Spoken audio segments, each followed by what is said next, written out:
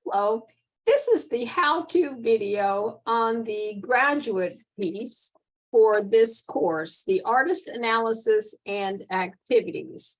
So let me go ahead and share the screen and go to there we go. Okay, so this is where you pick an artist. It can be your absolute favorite artist. I recommend that you do some research and find an artist you really enjoy.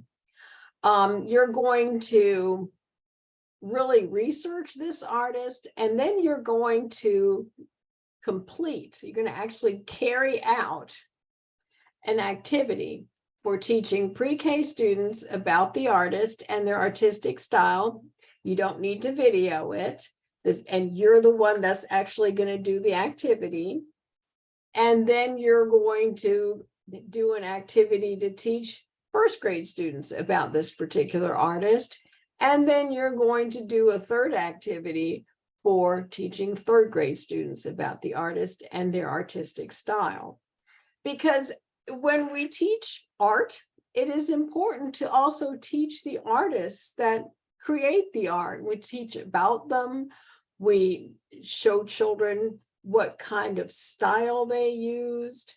And it's important for you to actually put this together so that you can implement this in a class in the future. Okay, so let's look at this in some detail. Your artist analysis is going to include biographical information about the artist, but please go beyond, oh, he was born on August the 2nd, 1922, and he died in, and that's it.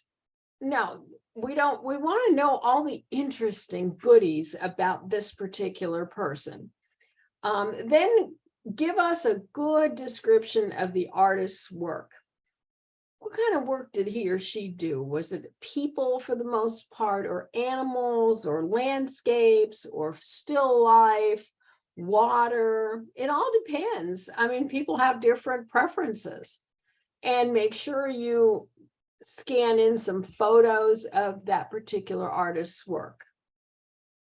Then you're going to do a detailed analysis of how the artist uses the elements of art: line, texture, form, value, space, color, and really give us an explanation of what this looks like in the artist's work. And he or she may not have that, and then say, I don't see any texture in this artist's work, or I don't see any particular uses of space. These terms were all defined in the art PowerPoint during the week we did art. So you can go back to that to get some further information. And of course, you're going to use accurate spelling, grammar, and punctuation.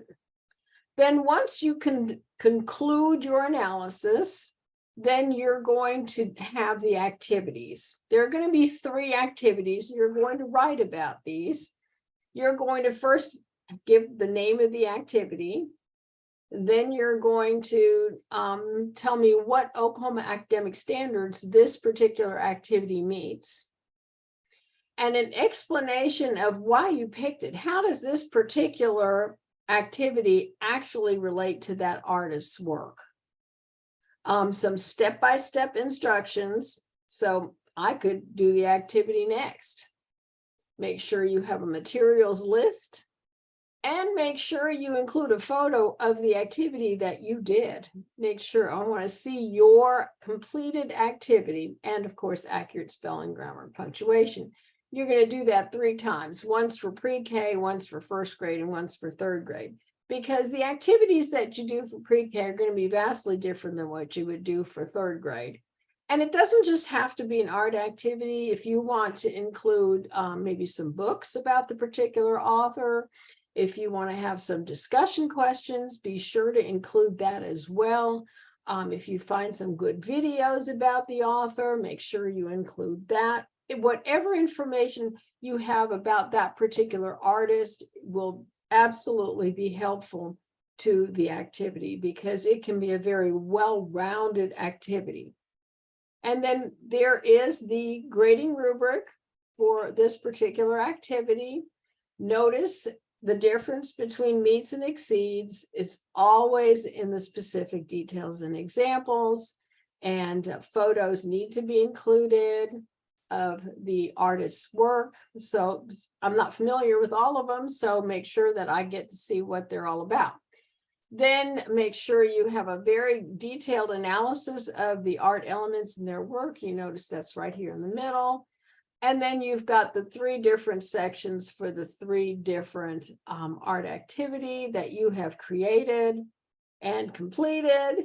And of course, you've got your spelling, grammar, and punctuation. All right. Any questions about that, please be sure to contact me. I'll set up a quick Zoom and we will get it all talked out. Have a wonderful week. Bye-bye.